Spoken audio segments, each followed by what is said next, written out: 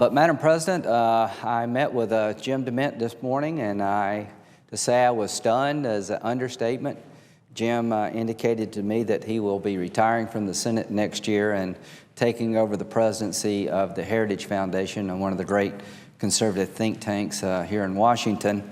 My reaction for the people of South Carolina is you lost a great, strong conservative voice, someone who's championed the conservative cause and represented our state with distinction, sincerity, and a great deal of passion. On a personal level, I've lost my colleague and friend. Jim and I have known each other for almost 20 years now, and I think we've done a pretty darn good job for South Carolina, at times playing the good cop, the bad cop, but always trying to work together. And what differences we've had have been sincere, and that's the word I would use about Senator DeMint.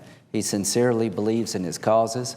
He's a conservative voice that people in our party look to for leadership and guidance. What he's done over the last 4 to 6 years to build a conservative movement, to get people involved in politics, like Marco Rubio, who Jim helped early on in his primary, I just think is going to be a great legacy. From a state point of view, we have lost one of our great champions. But he and Debbie, Jim and Debbie, have raised 4 wonderful children. They got great grandkids, and I know Jim is looking forward to staying involved and pushing the conservative cause outside the body. He was an effective voice in the Senate, whether you agree with Jim or not. He really did strongly and passionately advocate for his positions and did it very effectively.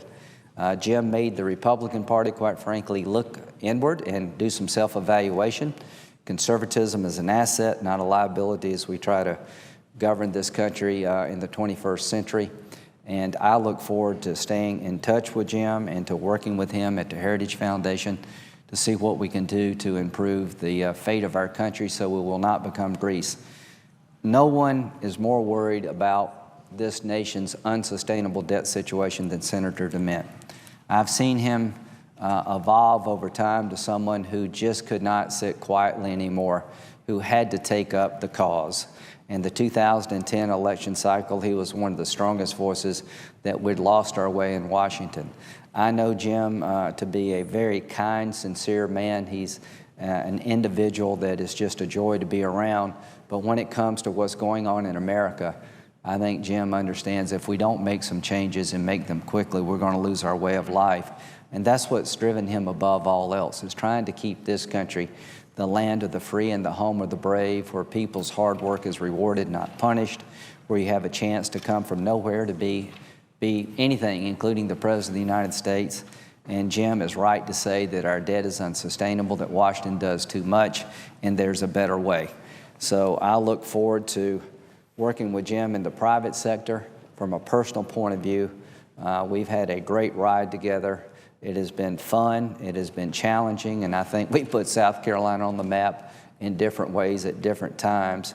And to people back in South Carolina, I hope if you get to see Jim anytime soon, just say thank you.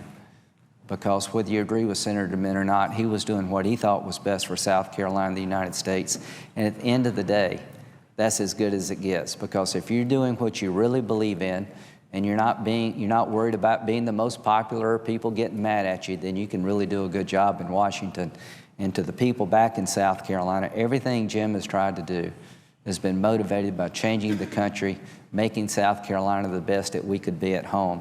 So if you get a chance, run into Jim anytime soon or in the coming days, please just say thank you, because he did his job as he saw it, as he saw fit. He did what he thought was best, and he didn't worry about being the most popular or taking on people when he thought he was right. And I can just tell you this, when it comes to me, he has always been a friend, somebody I could count on. Personally, we've really enjoyed our time together, and I was stunned this morning, but Jim has an unlimited, bright future in the private sector, and I will say more next year when his time comes to an end. But on behalf of all of us in South Carolina, I want to say to Jim and Debbie, thank you very much for taking time away from your family, fighting the good fight, pressing issues that you passionately believe in. And I want to thank Jim and Debbie both for being my friend. Y'all both mean a great deal to me. And I'm just confident the best is yet to come for both of you.